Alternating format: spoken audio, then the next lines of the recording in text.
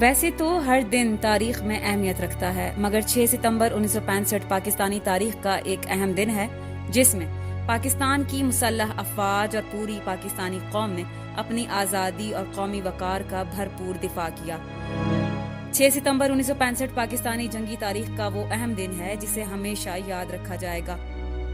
1965 کی جنگ پاکستانی قوم اور مسلح افواج کی وہ مشترکہ جدوجہد تھی جو آنے والی نسلوں کے لیے مشعل راہ کا کام کرتی رہے گی۔ 6 ستمبر 1965 کا دن پاکستانی قوم کے لیے بڑی آزمائش کا دن تھا۔ 6 ستمبر 1965 کی ایک خوشگوار صبح، جس روز پاکستان کی مسلح افواج نے بھارت کے مذموم عزائم کو خاک میں ملا دیا اور ان کی چال کو انہی پر الٹا کر بازی پلٹ دی۔ رات کے اندھیرے میں مکار و عیار بھارت اس ارادے سے پاکستان پر حملہ آور ہوا تھا کہ وہ صبح کا ناشتہ لاہور میں کرے گا۔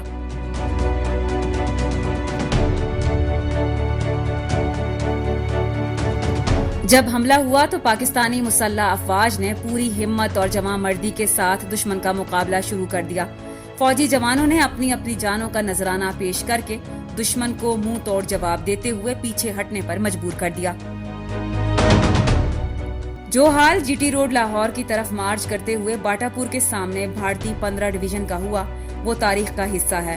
مسلح افواج نے برق رفتاری سے اپنی بھرپور صلاحیتوں کا استعمال کرتے ہوئے دشمن کی گاڑیوں اور سپاہ پر حملہ کیا تو وہ جی ٹی روڈ پر اپنی لاشیں اور سٹارٹ گاڑیاں چھوڑ کر بھاگ گئے۔ ہر طرف تباہ شدہ گاڑیاں اور سکریپ نظر آ رہا تھا۔ پاک فضائیہ نے اس قدر شدید وار کیا تھا کہ دشمن کو سر چھپانے کا ٹھکانہ تک نہیں مل رہا تھا۔ بری فوج پوری طاقت کے ساتھ دشمن پر حملہ آور ہوئی کہ دشمن کے اوسان خطا ہو گئے۔ بھارتی 11 کور کا منصوبہ یہ تھا کہ 15 ڈویژن امرتسر، وہاگا، قصور، لاہور پر براستہ جی ٹی روڈ حملہ کر کے شام تک لاہور پر مکمل قبضہ کر لیں گے۔ 7 ڈویژن کھیرالا، برکی روڈ پر چلتے ہوئے لاہور پہنچے گا۔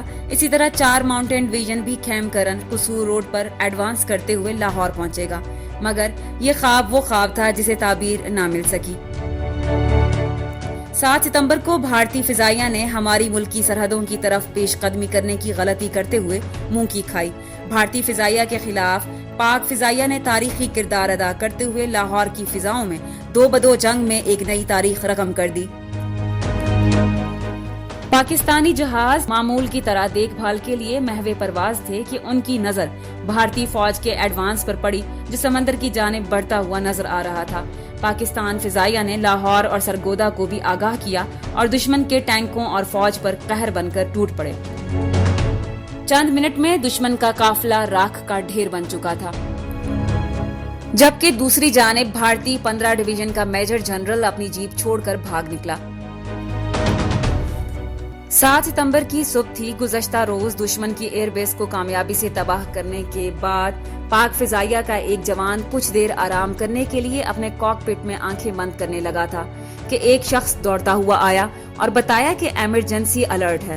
وہ نوجوان فوراً اٹھا، جہاز کو ٹیک آف کیا، اپنے F-86 طیارے سے ایئر بیس کے چکر لگانے لگا۔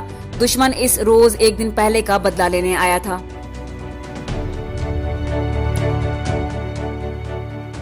رات کی تاریکی ابھی مکمل طور پر ختم بھی نہ ہوئی تھی کہ دشمن کے 2 طیارے اسے نظر آئے جو پاکستانی سرحد کی جانب بڑھ رہے تھے۔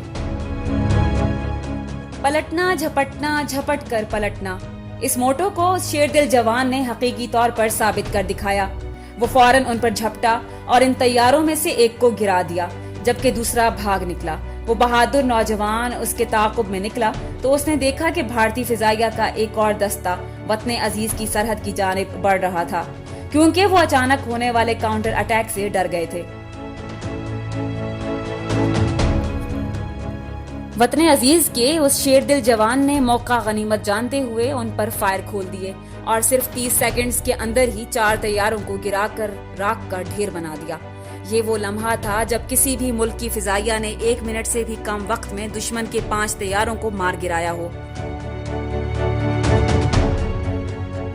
یہ نوجوان دشمن کے 5 طیارے گرا کر ایک ہی لمحے میں عالمی ریکارڈ بنا چکا تھا۔ یقیناً آپ جان گئے ہوں گے کہ وہ شیر دل نوجوان محمد محمود عالم تھے، جنہیں دنیا ایم ایم عالم کے نام سے جانتی ہے۔ اس بہادری پر ایم ایم عالم کو 2 مرتبہ تمغہ جرأت سے نوازا گیا۔ بھارت باٹا پور، امرتسر، کھرالا، برکی اور لاہور کے راستوں سے حملہ آور ہونے کے خواب کو ڈراؤنے خواب میں تبدیل کروا کے پسپا ہوا۔ اسی دوران سیالکوٹ سیکٹر میں بھارت نے دوسری عالمگیر جنگ کے بعد ٹینکوں کا ناکام حملہ کیا۔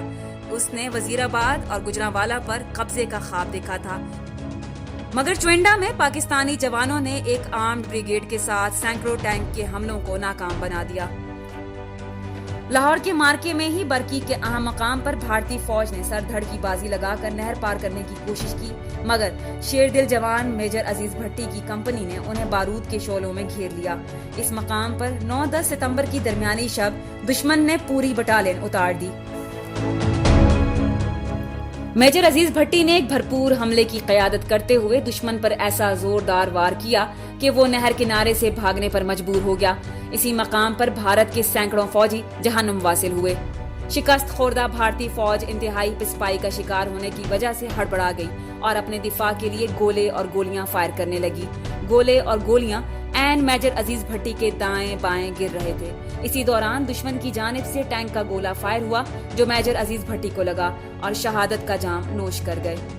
میجر عزیز بھٹی کی شہادت سے پاک فوج کے جوانوں میں نیا جوش و ولولہ پیدا ہوا اور وہ دشمن پر ٹوٹ پڑے۔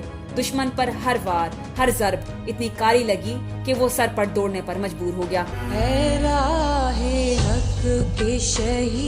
6 ستمبر کا دن ہمیں ہماری بری، بحری اور فضائی افواج کی لازوال قربانیوں، ہمت، جذبے اور بے غرضی سے وطن عزیز کی خاطر ہر محاذ پر ڈٹ کر مقابلہ کرنے کی یاد دلاتا ہے۔ پاکستان کی سرحدوں اور تقدس کی حفاظت کے ساتھ ساتھ متحد ہو کر جمع مردی سے دشمن کی بازی پلٹ دینے کا دن یوم دفاع پاکستان ہے۔ 6 ستمبر ہمیں یہ بھی سکھاتا ہے کہ کسی بھی محاذ پر ہمیں پیچھے نہیں ہٹنا چاہیے، چاہے حالات کیسے بھی ہوں۔ آج یوم دفاع کے موقع پر ہم یہ عہد کرتے ہیں کہ وطن عزیز کو اگر کبھی ضرورت پڑی تو ہم اپنے خون کا آخری قطرہ تک بہانے سے گریز نہیں کریں گے۔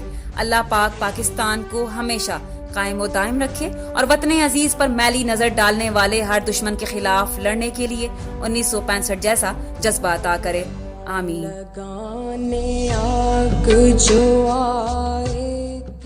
شاہین کبھی پرواز سے تھک کر نہیں گرتا، پردم ہے گر تو نہیں خطرائے افتاد۔ لہو سے بجھا دیے تم نے، بچا لیا ہے یتیمی سے کتنے پھولوں کو، سہاگ کتنی بہاروں کے رکھ لیے تم نے، تمہیں چمن کی فضائیں سلام